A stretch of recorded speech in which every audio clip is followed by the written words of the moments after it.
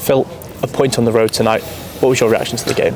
Well, we got off to the worst possible start against a team who was always going to drop behind the ball and drop into a low block, which they did against Tranmere even when it was 0-0, so that we knew they'd play like that, and we've gave them a goal in the early exchanges. And you know, if any team drops 10 men behind the ball, it can be difficult to break down. And you know, we've had 70-75% of possession, and we found it tough to find those moments. Was the quality level where it needs to be? Probably not. But one thing I'll say, the lads kept going. They never hid away from responsibility of trying to do the right things, and we got our moment in the end. And you know, we know at the moment in that final third things are not quite going for us for a variety of reasons. But that's an important goal for us tonight, and we'll build from that at the weekend. You've sort of alluded to it there and on Saturday about maybe the lack of chances that we did create in the final third. But how big of a moment could that penalty from Paul be? It's huge, and no one you'd want taking that penalty the Moles. And you know, it's a bad tackle on him, to be fair. He's picked himself up and put it in the back of the net.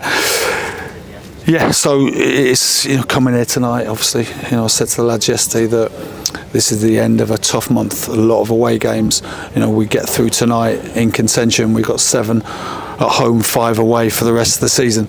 Obviously the aim was to come here and win and get ourselves back in the top 3. We haven't able to do that. We weren't able to do that. And of course, you know, we can be better for the amount of ball we had tonight. But listen, at times things don't quite go for you, and we've had that Saturday. We took it into tonight's game where we didn't produce the moments, or things just didn't fall for us in and around the box.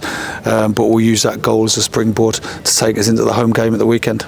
On the hour mark, you made a tactical shift in formation with Jordan Davis coming on for Aaron Hayden. What was the thinking behind that? Yeah, well, obviously we you know, went into a diamond in the midfield. I thought first half I was tempted to change it at half time, but I just felt we just kind of were dominating and we were getting in areas, and I felt it would come because we kind of, the overloads where we wanted them to be against them, we were getting, we just didn't produce. But I felt if we were patient and kind of calm in terms of our play, that it would come, but it didn't. So we made the change, and yeah, of course the fresh legs helped. It has been a tough February, as you mentioned before. What can be done to turn around our away form in the coming weeks? I mean, if you look at the last 4 games, I think tonight against the team fighting for their lives made it difficult.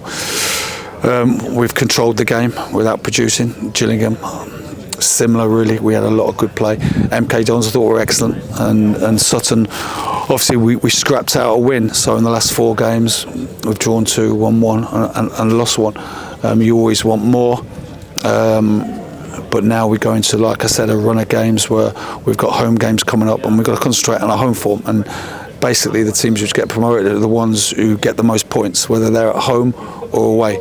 And we've got to capitalise in this run of games now. At home, use our support right behind the team.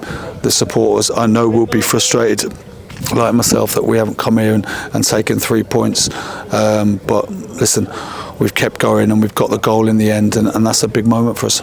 A word on Max Clewer's performance. He seems to be really flourishing each week, every minute he gets. Yeah, Max matured as a player in the last, well, this season. It's his first taste of league football, and it's a lot harder than the National League. But yeah, he showed a great maturity in his performances. And just finally, a word on Owen O'Connell. How is he? It doesn't look good for us. So, but obviously, like all injuries, they need to be assessed with a scan, and that's what we'll do tomorrow. Thanks, Phil. Thank you.